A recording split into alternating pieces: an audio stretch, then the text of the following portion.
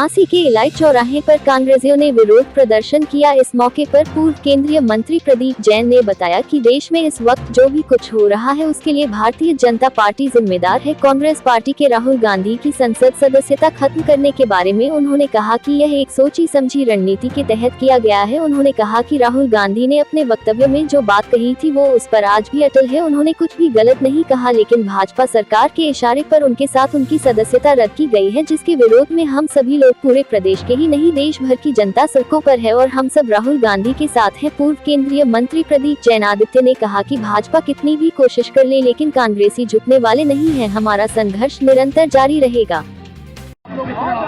आज पूरे दुनिया के अंदर भारत के लोकतंत्र की हत्या कैसे की जा सकती है, इसका उदाहरण देखने को सारी दुनिया को मिल रहा है। किस तरह एक व्यक्ति जो 135 करोड़ लोगों की आवाज़ उठा रहा था कि जनता के पैसे को बचाया जाए, जो भ्रष्टाचार से पैसा लूट के ले गया, अकूत संपत्ति, नीरव मोदी, ललित मोदी, राहुल चौकसी, उनको हिंदुस्तान में वापस आना चाहिए। और ये बात राहुल जी ने कही और अडानी के घोटाले पर जेपीसी की मांग हो।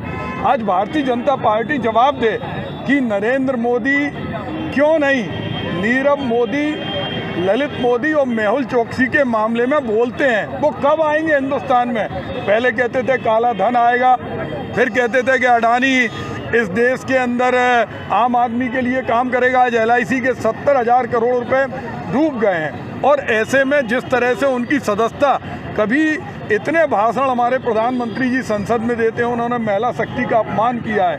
हम झांसी के रहने वाले हैं। रेणुका चौधरी जो सांसद थी संसद में, उन्होंने उनकी तुलना और पूरी महिला शक्ति का अपमान किया।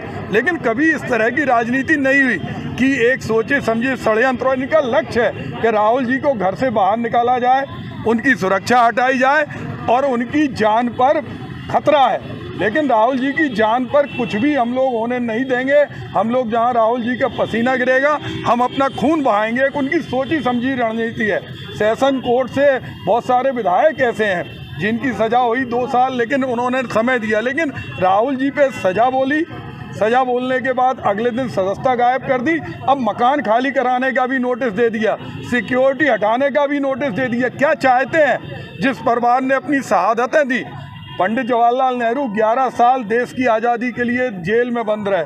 इंदिरा जी ने अपने आप को इस देश की कुर्बानी के लिए बलिदान कर दिया।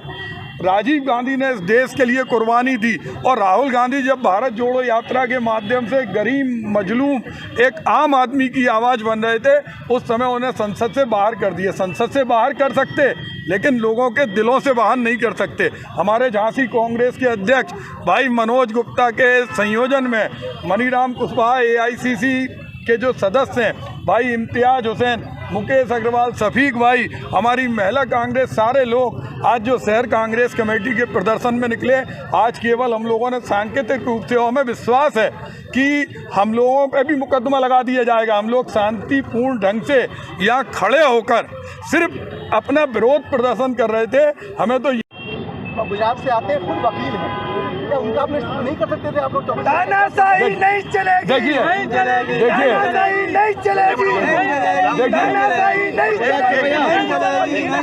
देखिए कोई भी मंत्री जी, योगी सरकार ने 1 साल पूरा किया है, क्या उपलब्धि रही सरकार की? 1 साल में किसानों की आत्महत्या बढ़ गई, नौजवान बेरोजगार हो गए, जिनकी वैकेंसी निकली पटवारी की उसकी एग्ज़ाम हो गए लेकिन नियुक्ति नहीं हुई।